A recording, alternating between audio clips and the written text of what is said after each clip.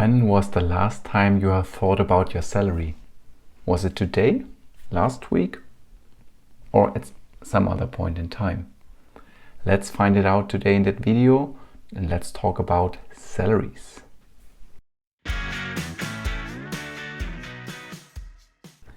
Hi, and welcome back to my YouTube channel, Software Testing. I'm still Daniel, and I'm happy that you're here. Yes, you have already heard it in the little teaser and introduction teaser of that video. Today's video is all about software testing salaries and salaries that you can expect as a software tester.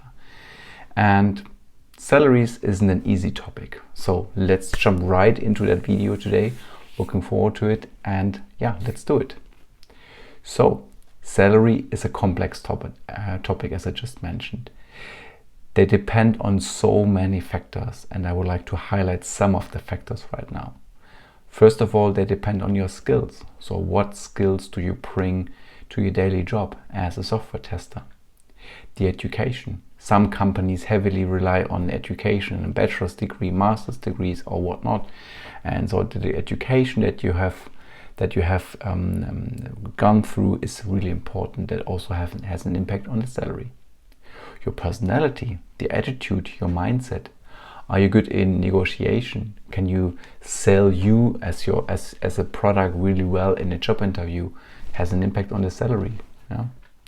The industry that you're working in has a high impact on the salary. There are industries that pay much more for a software testing position than others. So yeah, the country that you're living in.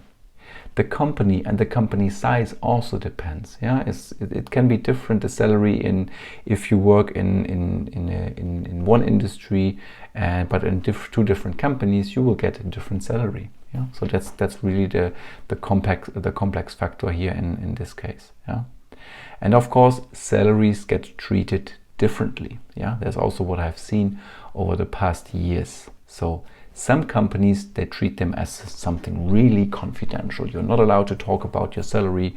This is more or less something that we see in Germany or in Europe. Some companies have strict rules that you're not allowed to talk about your salaries. I'm not a big fan of that one, but yeah, companies can make their own decisions and rules, right?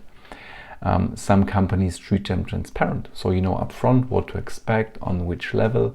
I think that's the way to go, because this is important to treat everybody the same, like female and male and others, to get the fair and the same salary for the same position, right? And yeah, and this overview is basically for you here today to get an overview about software testing salaries that you can expect. Yeah, I have to say that the examples that I will show you in a few seconds are based on European salaries and more or less German salary bands, right? I will go through some of web pages later on to show you how you can do your own research on salaries, for example, for your country, for your industry, and so forth. Yeah. So let's take a look. What can you expect as a software tester? So as I said, it highly depends on the roles that you're working in. Unfortunately, these days, technical roles are more in demand because companies would like to do more technical things, would like to automate more and stuff like that. And the technical roles have become in more demanding position in the last few years. And there are roles such as the software engineer and test, for example, or test automation engineer. Yeah, so these are more in demand, and something the majority of companies pay also more for that positions. Yeah, but I think that's wrong, because the manual tester, or like a normal software tester, who has a completely different focus on the quality aspects, can deliver the same quality to a team, to a company, than an automation engineer.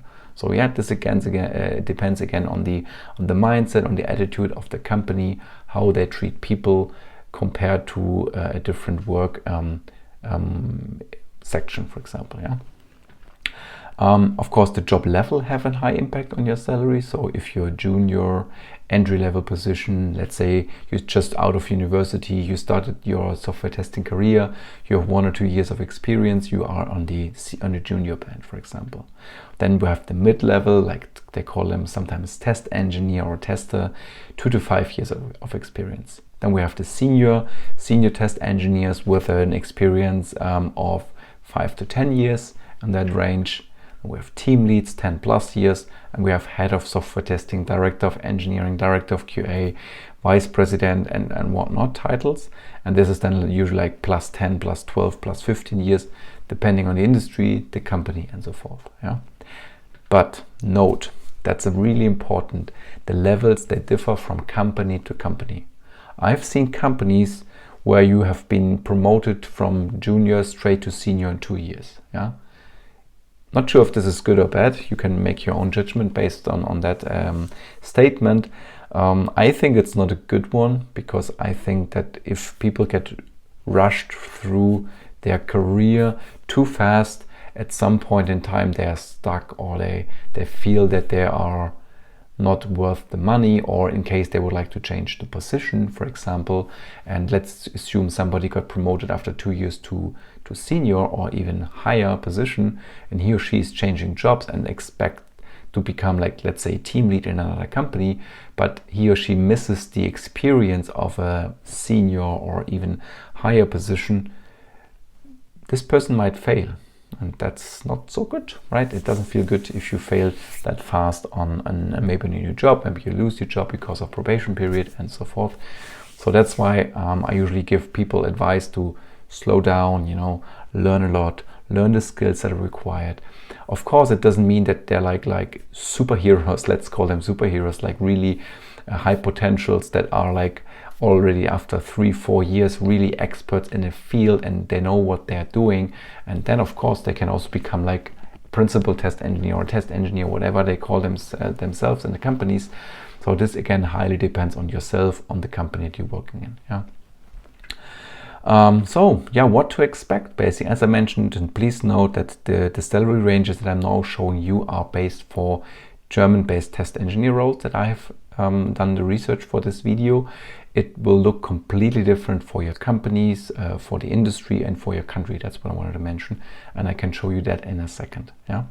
So for an entry-level junior position in Germany, you can expect something around about 40 to 50,000 euros. Yeah, so that's the base salary. Some companies give you one additional salary, like for the vacation time, for Christmas time. Sometimes you get some additional perks, like a bike, or like some people companies give out cars to their people, or some health insurance on top on that, or some bonuses depending the company is doing well and so forth. Yeah. But base salary, this is what you can expect. For a mid-level test engineer is around about 50 to 60k. Yeah, so this is again base salary here. For a senior test engineer, you can expect something between 60 and 90,000. You see that it's a quite big range of salary expectation here, because it depends on technical skills, education, what you've done in the past, industry knowledge, domain knowledge, and so forth. And that's usually the ranges that you can expect. And also the company size, of course, has an impact here. Then we have the team lead position and also principal. Now that's the first time where I do a little switch in the job role. So we have the management role or the management path, and we have the more like technical or like functional path. If some people don't want to become a people manager, of course they have to grow, they have to learn new things and to have another career path, right? So that's why principal or staff engineers are also sometimes the job title. There you can expect something like 90 to 110,000 euros. And then there's head of software engineering, head of software testing, director, and what I mentioned before. And there's the range usually between 110, 150k, but of course there is no limit upwards, right? Depending on the company sizes, knowledge, experience, also like how long you're with a company and these kind of topics. But these are usually the ranges that I have seen in my time now working in Germany for more than 15 years in different industries, in different companies. And yeah, this is basically what you can expect if you, for example, apply for a position in Germany. Yeah? So now maybe you ask yourself the question, where to check for those salaries, right?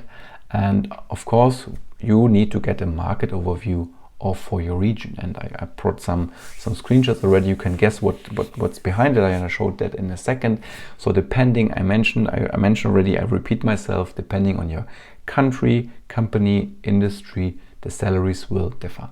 And before you apply to a position for a test engineer, you have to do your homework, right? In what industry you would like to work in, what are companies that you like to work for, and so forth and so forth. And with that knowledge, you can do your research and find out about what are salary ranges to expect. Yeah. So there are websites like Glassdoor where you can browse for companies, salaries that you can expect in that company. We have Levels FYI. It's also a really cool page. I show that to you in a second. We have, of course, LinkedIn. So on LinkedIn, you can see sometimes the salary ranges on a job ad if companies put it over there. Sometimes they have a feature called they guess. So they expect the salary ranges on a job ad. There is something like salary.com and other websites. So if you do your search on the internet for salaries for a different industry market, you will find lots and lots of pages where you can take a look at. But let's take a look at some of the pages. I prepared some websites for you today. So as I mentioned before, we have the Glassdoor. That's the first one. So sorry in case there's something written in German. So that I put the Glassdoor into German mode. So for example, I have opened up the profile, the company profile of Google, and you can see already we have like the ratings, the company ratings and reviews, and we have something called salaries over here. And as you can see, there's a long list of salaries depending on the different job titles. So we have software engineer, senior software engineer, product manager, and whatnot. And then you can see the salaries that were entered by actual employees of Google, or people entered the salaries. So I'm not sure if this is like really valid data, but it gives you an idea on what the things that you can expect. So it's a long list if you check for Google. And then of course you have some filter options. You can also enter job title or like the location. And then you have some filters like the annual salary, the positions, and so forth and so forth. So that's really a great source, a great starting point where to look for salaries. Another great website is Levels FYI. And of course, sorry for the quick interruption, is as always, you find all the links in the video description down below for you to follow up on. So Levels FYI, you can filter for different job titles. So in this case, I pre-selected software engineer and test. And then we have like the median company, the median total compensation for Germany, 73,000. And then you can go down and you can see like, oh now this is San Francisco. You can see the salaries that you can expect. So also again, you have another entry for Google. In this case, it's 10 years. You can expect 160,000 euros. And then you can of course compare it with the Glassdoor entries, so to get a better picture on the valid data, right? Then there's another cool project also for Germany. Maybe there's also for other countries. It's called germantechjobs.de. Now you can again filter for software testing. You get some entries where on also map view, where you can find basically the jobs, the software testing jobs, and also on the right hand side you get some salary expectations, and this is really cool. And last but not least, the page that I would like to show you is salary.com. So also in here I searched for software engineer and test, and then you also get some information like what is the median salary to expect. Then you can do some filtering on the location, years of experience, and so forth and so forth. And even down below you get some sponsored job ads from companies. But hey, that's a starting point, right? So you know already what to expect from this particular position in that industry and so forth. So I think that's a great starting point. And as I mentioned, you have to do your homework, you have to do your research on the things that what you would like to expect from your job, from the employer, how family friendly, what are other benefits like that. So it's not only the salaries, the salary that is important, but also the things that comes as a side perk, so to say. Yeah. But let's jump back to the presentation. So this is something that you have to do. Please do your homework. And so how companies handle salaries, this is also completely different. Yeah. So let's take a look how companies treat this. So salaries are hard to compare between companies. I mentioned, I don't know how many times now in this video, is depending on the company, the salaries, they differ. Yeah. So it's always different. Yeah. So it's really hard to compare them. Remote companies have good practices in place to treat salaries differently, right? And here are some examples. So there are companies that use work location, the cost of living to define the salaries. Yeah? So the salaries will differ from location to location for the same position. And I think that's a fair thing, right? I mean, you cannot compare the cost of living in San Francisco Bay Area with Europe or with countries like, I don't know, India or other countries, right? So the cost of living is completely different. So that's also why the salary should be different, right? For the same position. I think that's a fair thing. And as I mentioned before, some companies have transparent salaries. Yeah, Buffer is a great example here. I think if you go to buffer.com/salaries or something, I'll put the link in the video description. You can see from every employee that is working at Buffer the salary. How cool is that, right? So you get directly an impression of what people earn in that company. Yeah. Some companies use a salary calculator like GitLab. I also put some more information down below.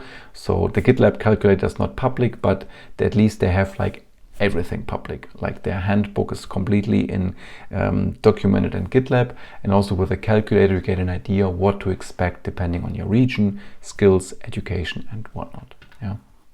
And then some companies write down the salary ranges in the job offer. As I mentioned before, check LinkedIn, check other job platforms that are out there. Sometimes companies put the salary ranges already in the job ad, which I think is really great, because then you can really, it will save so much time from the hiring perspective, from the recruiter perspective. And also it's not wasting your time. I mean, imagine you're applying to a company and you think, wow, that's my dream job. And then you come to the last stage of the salary negotiation or expectations, and then there's a huge gap between the company and your expectation, and the time was completely wasted, right? Because you cannot find a common ground here. So that's why I think that's the way to go. Yeah. Yeah, and as I mentioned before, some companies have strict salary policies. You're not allowed to talk about them. You're not allowed to share them in the public and whatnot. So that's also weird. So what salary to expect? Yeah, so it completely depends on your work experience and the things that you have done. Yeah, so that's important. So check your CV, what you have done in the past. Is this something that is worth for another company to increase your salary or to pay you more? Yeah, this is your homework. Then also the industry you would like to work in. In what industry you would like to work in? Don't just blindly pick the one that is the highest paying industry. Maybe it's, I don't know, a highly regulated medical industry. If you would like to work in such an environment, good to go. If not, you might not be happy in that place. Also, the country that you're living has a high impact on your salary. Yeah, I mentioned it before. Also, the work type. Is it a full remote position? Is it an on-site? Is it a hybrid position? This also has an impact on salaries. And then, of course, it's up to your negotiation skills. Yeah, if a company has no ranges defined or has a really broad salary range, then it's up to your negotiation skills, like what you can get out of it, right? So this is also something that you can train. So now, how to increase your salary? I mean, yeah, that's the question you were waiting for, right, on the slide. So first of all, the first option to switch roles for companies is usually coming together with a pay raise. Yeah, if you change your job, the company, the industry, it usually comes with, let's say, 10-15% of pay raise. That's usually the case. There is a drawback. Changing the position too often with the companies has at some point a negative impact to your CV. I mean, imagine you're switching roles every year.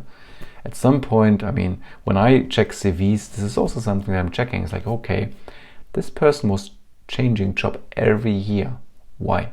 Maybe there's a good reason for it. Maybe the person relocated, there were some private issues, whatnot. That's fine. But if you have like 10 or 15 or more positions and every year you're changing it, not good. Yeah. So the thing that you can do in order to increase your salary is invest in your education. If you are in software testing already, do courses, attend conferences, attend workshops, do some certifications if that is helpful for you in that industry to get a pay raise. So invest in your education.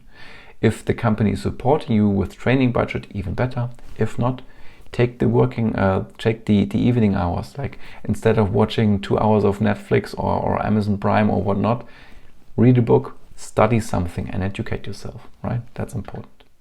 Yeah, learn new skills like languages, new tools, and check what is needed to land your next job. Go and do your research. Another thing that you can do is to connect with a community and to build a professional network, because so many positions these days, they're like handed to a position or like to a person that is known already to the company. And if you have a professional network in different industries and companies, you can easily ask, like, hey, I'm open for a new position. Can you help me? Is there something open at your place? These kind of topics. It will help you at least changing the job and then start the salary pay raise negotiations. Build up your own social brand. It's also something that you could do. Is like, you can also check my video that I've done a couple of months ago, is like how to set up your own social brand online, being it GitHub, being it your blog, being it your website, whatnot, to actually showcase what you have done in the past. This is a big plus when it comes to hiring and the negotiation phase. Yeah. And last but not least, there's also a possibility to increase your salary is to start a side business. Not only to learn something new, but maybe also to have a passive income, or like have a second income. Depending on your work situation, depending on your current life situation, this can be something that you can do. Yeah. And with that, these were all the topics for today. Let me know what you think. Are you happy with your salary? Are you unhappy with your salary? You have questions regarding salary, questions regarding how to negotiate your salary, how to convince your boss to give you the pay rise without leaving the job and not whatnot. Leave it down in the comments below. Send me messages. Would be great to hear what the community thinks about salaries. And maybe if you're open enough, share your salary as well. And yeah, last but not least, as always, leave a thumbs up, leave a subscription, and see you next time. Bye bye.